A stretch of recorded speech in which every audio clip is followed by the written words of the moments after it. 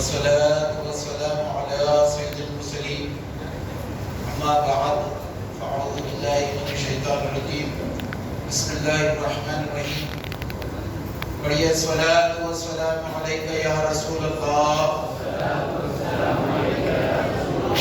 وعلى آلك وأصحابك يا حبيب الله الصلاة والسلام عليك يا نبي الله وعلى آلك وأصحابك يا نور الله نويت سنة الاعتكاف سرکار نامدار مدینے کے تاجدار صلی اللہ تعالیٰ علیہ وسلم کا فرمان شفاعت نشان ہے، جو مجھ پر روز جمعہ درود شریف پڑھے گا میں قیامت کے دن اس کی شفاعت کروں گا۔ جو علی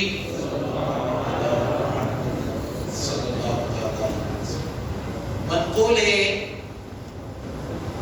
کہ ایک بادشاہ شکار کے لیے نکلا، مگر جنگل میں اپنے مصاحبیوں کے ساتھ بچھڑ گیا۔ اس نے ایک کمزور اور غمگین نوجوان کو دیکھا جو انسانی ہڈیوں کو الٹ پلٹ رہا ہے۔ پوچھا تمہاری حالت کیسے ہو گئی اور اس سنسان بیابان میں اکیلے کیا کر رہے ہو؟ اس نے جواب دیا میرا یہ حال اس وجہ سے ہے کہ مجھے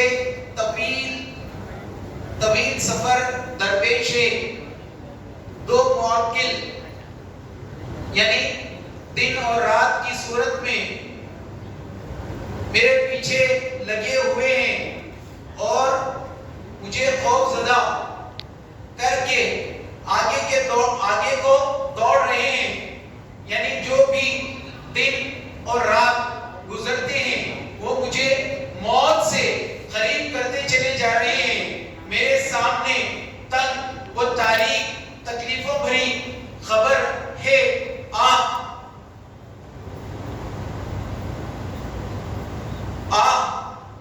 گلے سڑنے کے لیے ان قریب مجھے زیر زمین رکھ دیا جائے گا۔ ہاں وہاں تنگی و پریشانی ہوگی، وہاں مجھے کیڑوں کی خوراک بننا ہوگا، میرے ہڈیاں جدا جدا ہو جائے گی اور اس پر اکتفا نہیں بلکہ اس کے بعد قیامت برپا ہوگی، جو کہ نہایت ہی کٹھن مرحلہ ہوگا۔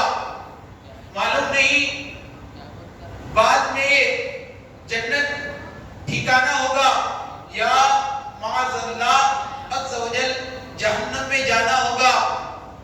تم ہی بتاؤ جو اتنا خطرناک مرحلہ سے دو چار ہو وہ بلا کیسے خوشی منائیں؟ یہ باتیں سن کر بادشاہ رنج و ملال سے بے حال ہو کر گھوڑے سے اترا اور اس کے سامنے بیٹھ کر عرض گزار ہوا، اے نوجوان، آپ کی باتیں نے میرا سارا چین چھین لیا اور دل کو اپنی گرفت میں لے لیا۔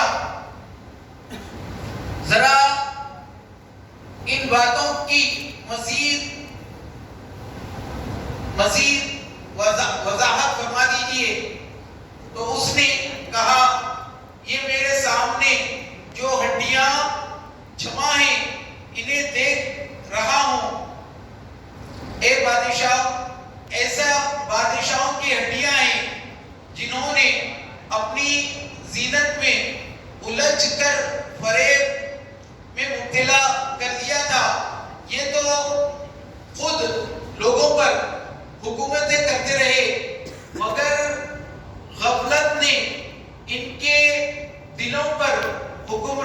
کی یہ لوگ آخرت سے غافل رہے، یہاں تک کہ انہیں اچانک موت آ گئی۔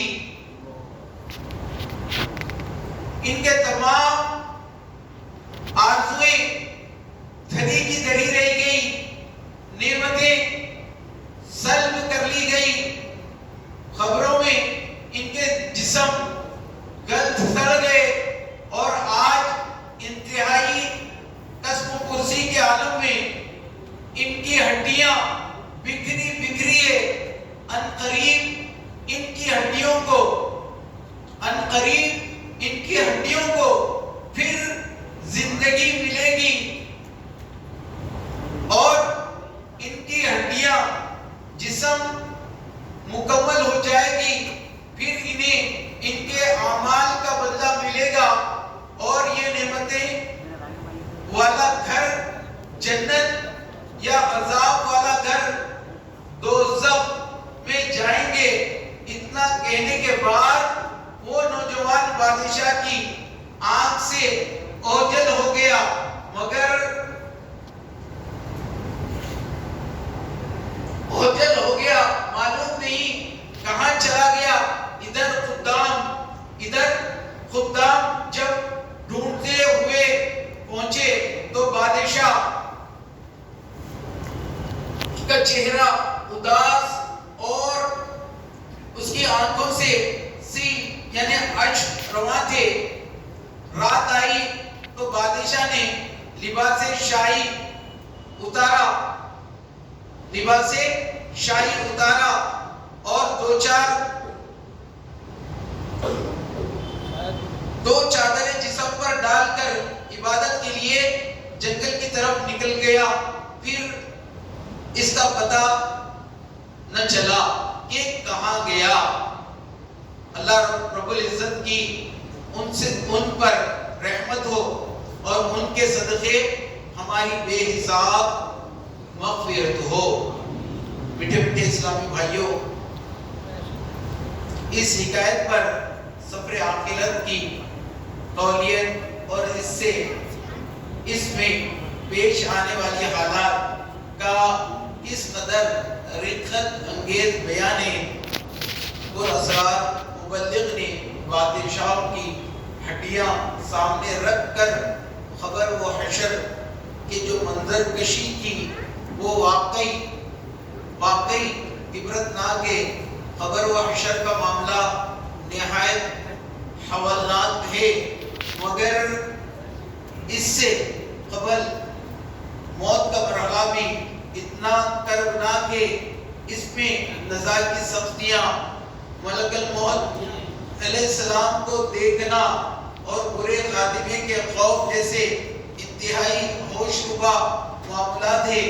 چنانچہ امیر المومنین حضرت سیدنا عمر فاروق رضی اللہ تعالیٰ نے تابعی بزرگ حضرت سیدنا کعب الاحبار علیہ رحمت اللہ غفار سے فرمایا، اے کعب رحمت اللہ تعالیٰ علیہ، ہمیں موت کے بارے میں بتاؤ۔ حضرت سیدنا کعب الاحبار رحمت اللہ تعالیٰ علیہ نے عرض کی، موت اس ٹہنی کے مانند ہے جس میں کثرت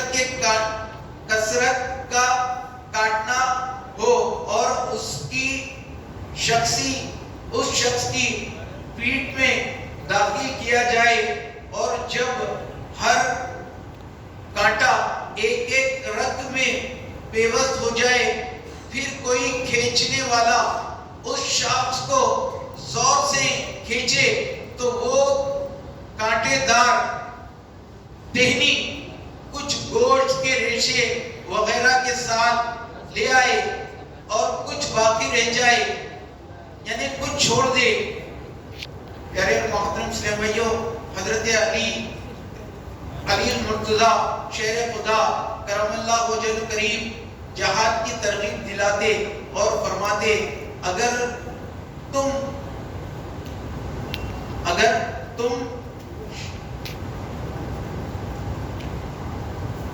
صلو علی الحبیب صلی اللہ صلاۃ و سلام علیک یا سیدی یا رسول اللہ. حضرت علی المرتضی شیر خدا کرم اللہ وجہ الکریم جہاد کی ترغیب دلاتے اور فرماتے اگر تم شہادت نہیں ہوگے تو مر جاؤ گے. اس ذات کی قسم جس کے قبضے قدرت میں میری جان ہے، تلوار کی 1000 ضربے بھی میرے نزدیک بستر پر مرنے سے آسان ہے. ایک روایت کے مطابق حضرت سیدنا ابراہیم خلیل اللہ علیہ نبینا علیہ الصلوۃ والسلام نے ملک الموت علیہ السلام سے فرمایا کیا تم مجھے وہ صورت دکھا سکتے ہو جس سے کسی گناہگار کی روح قبض کرتے ہو، کسی گناہگار کی روح قبض کرتے ہو. ملک الموت علیہ السلام نے عرض کی آپ علیہ السلام سہ نہیں سکیں گے. حضرت سیدنا ابراہیم خلیل اللہ علیہ نبینا علیہ السلام نے فرمایا کیوں نہیں، میں دیکھ لوں گا. انہوں نے کہا تو آپ مجھ سے الگ ہو جائیں. حضرت سیدنا ابراہیم خلیل اللہ علیہ نبینا علیہ السلام الگ ہو گئے. پھر جب ادھر متوجہ ہوئے تو ملاحظہ کیا کالے کپڑوں میں ملوث ایک سیاہ فام شخص ہے جس کے بال بکھرے ہیں، بدبو آ رہی ہے. اس کے سامنے اس کے منہ اور نتنے سے آگ اور دھواں نکل رہا ہے. یہ دیکھ کر حضرت سیدنا ابراہیم خلیل اللہ علیہ نبینا علیہ السلام پر بے ہوشی طاری ہو گئی. جب ہوش آیا تو ملک الموت علیہ السلام اپنی اصل حالت پر آ چکے تھے. آپ علیہ السلام نے فرمایا اے ملک الموت علیہ السلام، موت کے وقت صرف تمہاری صورت دیکھنا ہی تمہاری صورت دیکھنا ہی گناہگار کے لیے بہت بڑا عذاب ہے. پیارے میٹھے میٹھے اسلامی بھائیوں، موت کے جھٹکوں اور نزا کی سختیوں کا عالم علم ہونا کے باوجود افسوس ہم اس دنیا میں اطمینان کی زندگی گزار رہے ہیں. ہماری ہر سانس موت کی طرف گویا ایک قدم اور ہمارا شب و روز کی جانب گویا ایک میل ہے. چاہے کوئی زندگی کتنی ہی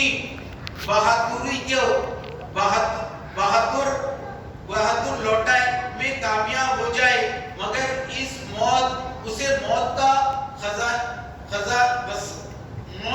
کی خزان سے دوچار ہونا ہی پڑے گا. کوئی چاہے کتنی عیش و عشرت کی زندگی گزارے، مگر موت تمہیں لذتوں کو ختم کر دے گی. کوئی خواہ کتنا ہی اہل و عیال اور دست و احباب کے رونقوں میں دل نشیں ہو لے، مگر موت اسے جدا ہی کا غم دے کر رہے گی. کتنا مغرور آبرودار موت کے ہاتھ ذلیل و خوار ہوگا. نہ جانے کتنے ظالم حکمرانوں کو موت نے ان کے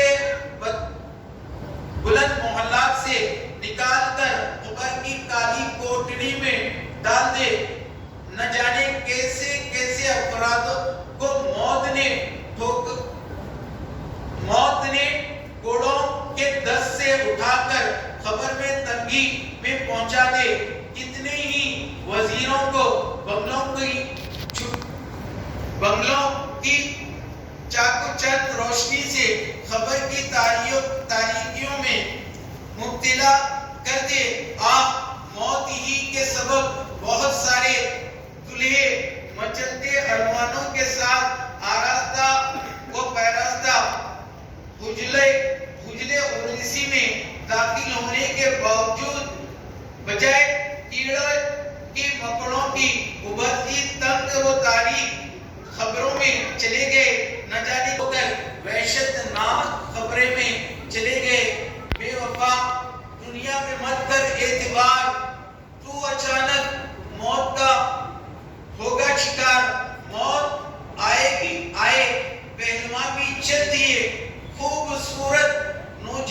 چل دیے دنیا سے سب بادشاہ و گدا، کوئی بھی دنیا میں کب باقی رہا؟ تو خوشی کے پھول لے گا کب تلک؟ تو یہاں زندہ رہے گا کب تلک؟ میٹھے میٹھے اسلامی بھائیوں، مسیحیت پر ڈٹے رہنے کے سبب اگر دنیا بھی جاتی رہی اور دین بھی برباد ہو گیا تو کیا کرو گے؟ اللہ تبارک و تعالیٰ پارے 17 سورۃ الحج کی آیت 45ویں آیت میں ارشاد فرماتا ہے، ترجمہ کنز الایمان، اور کتنی ہی بستیاں ہم نے کھپا دی کہ وہ ستمگر تھی تو اب وہ اپنی چھتوں پر ڈھائی پڑی ہیں، اور کتنے کنویں بکھرے پڑے اور کتنے محل کھچ گئے ہوئے ہیں۔ حضرت سیدنا ابو بکر صدیق رضی اللہ تعالیٰ خطبہ فرمایا کرتے، کہاں ہیں وہ خوبصورت چہرے، کہاں ہیں اپنی جوانیوں پر اترانے والے، اور کدھر گئے وہ بادشاہ جنہیں عالیشان شہر تعمیر کروائے اور انہیں مضبوط قلعے سے تقویت بخشی؟ کدھر چلے گئے میدان جنگ میں غالب آنے والے؟ بے شک زمانے نے ان کو ذلیل کر دیا، اور اب یہ خبر کی تاریکیوں میں پڑے ہیں۔ جلد کرو، نیکیوں میں سبقت کرو اور نجات طلب کرو۔ میٹھے میٹھے اسلامی بھائیوں، امیر المومنین حضرت سیدنا صدیق اکبر رضی اللہ تعالیٰ ہمیں خبر کی تاریکیوں کا احساس دلا کر خوب غفلت سے بیدار فرما رہے ہیں۔ شدت موت کو سہانا تاریک گور، اس کو وحشت کیڑے مکوڑوں کی خوراک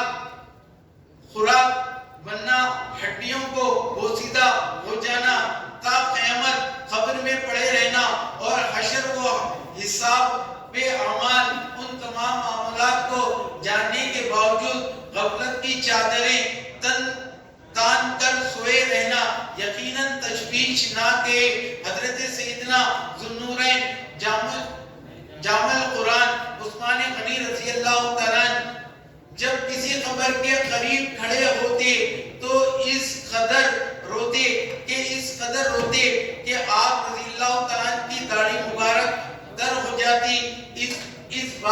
اس بارے میں آپ رضی اللہ تعالیٰ سے استفسار کیا گیا کہ آپ رضی اللہ تعالیٰ جنت و دوزخ کے تذکرے پر اتنا نہیں روتے، مگر جب کسی خبر کے قریب کھڑے ہوتے ہیں تو اس قدر گریہ و زاری فرماتے ہیں۔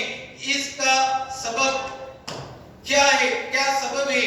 حضرت سیدنا عثمان غنی رضی اللہ تعالیٰ نے سید المرسلین شفیع المذنبین رحمت للعالمین صلی اللہ تعالیٰ علیہ وسلم کو فرماتے ہوئے سنتے ہیں کہ بے شک آخرت کی سب سے پہلی منزل خبر ہے، خبر والے نے اس سے نجات پائی تو بعد کا معاملہ آسان ہے، اور اگر اس سے نجات نہ پائی تو بعد کا معاملہ سخت ہے۔ میٹھے میٹھے اسلامی بھائیوں، دیکھا آپ نے ہمارے آقا عثمان غنی رضی اللہ تعالیٰ کو دنیا ہی میں بزرگ ملک خالق صلی اللہ علیہ وسلم جنت کی بشارت ملنے کے باوجود کس قدر خوف خدا لاحق رہتا، اور ایک ہماری حالت ہے کہ ہمیں اپنے ٹھکانے کا علم نہیں، اس کے باوجود گناہوں کے دلدل میں اپنے آپ کو دھساتے چلے جا رہے ہیں۔ مسیحیت کے انبار کے باوجود خوشیوں سے جھومتے جا رہے ہیں، اور خبر کی دردناک پکار اکثر غافل ہے۔ حضرت سیدنا ابو لیث سمرقندی حنفی رحمت اللہ تعالی نقل فرماتے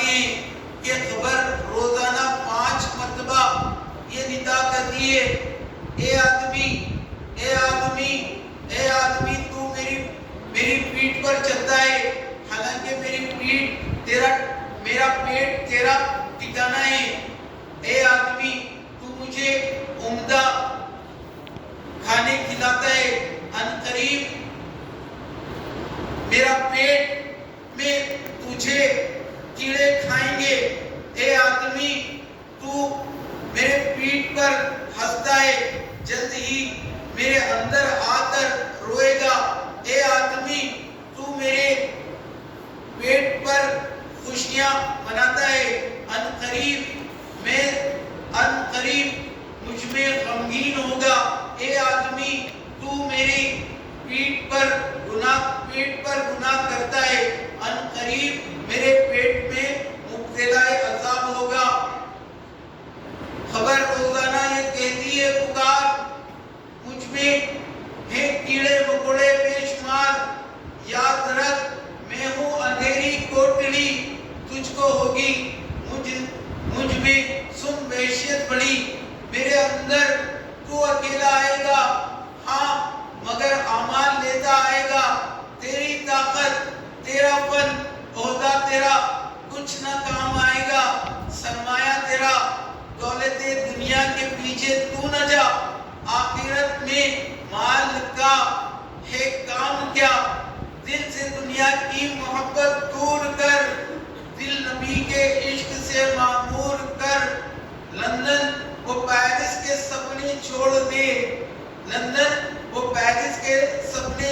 دے، بس مدینے سے ہی رشتہ جوڑ لے، منقول ہے کہ روح جب جسم سے جدا ہوتی ہے اور اس پر 7 دن گزرتے ہیں تو اللہ عز و جل کی بارگاہ میں عرض کرتی ہے، اے اللہ رب ذوالجلال مجھے اجازت عطا فرما کہ میں اپنے جسم کا حال دریافت کروں، تو اسے اجازت مل جاتی ہے، پھر وہ اپنی قبر کی طرف آتی ہے، اسے دور سے دیکھتی ہے اور اپنے جسم کو ملاحظہ کرتی ہے کہ وہ متغیر یعنی بدلا ہوا ہے، اور اس کی نتنیں منہ، آنکھ اور کان سے پیپ رواں ہیں، وہ اپنے جسم سے کہتی ہے، بے مثال حسن و جمال کے بعد اب تو اس حالت میں یہ کہہ کر چلی جاتی ہے، پھر 7 دن کے بعد اجازت دے کر دوبارہ خبر پر آتی ہے اور دور سے دیکھتی ہے کہ مردے کے منہ کا پانی خون ملی، پیپ کی آنکھ کا پانی خالص، پیٹ اور ناک کا پانی خون بن چکا ہے، تو اس سے کہتی ہے اب تو اس حال میں پہنچ چکا ہے، یہ کہہ کر پرواز کر جاتی ہے، پھر 7 دن کے بعد اجازت دے کر اس کی طرف دور سے دیکھتی ہے، تو حالت یہ ہوتی ہے کہ آنکھ کی پتلیاں چہرے پر ڈھکی چکی ہے، پیٹ کیڑوں میں تبدیل ہو چکا ہے، کیڑے اسے منہ سے داخل ہو کر ناک سے نکل رہے ہیں، تب وہ جسم سے کہتی ہے تو ناز و نم میں پلنے کے بعد اب اس حال کو پہنچ چکا ہے۔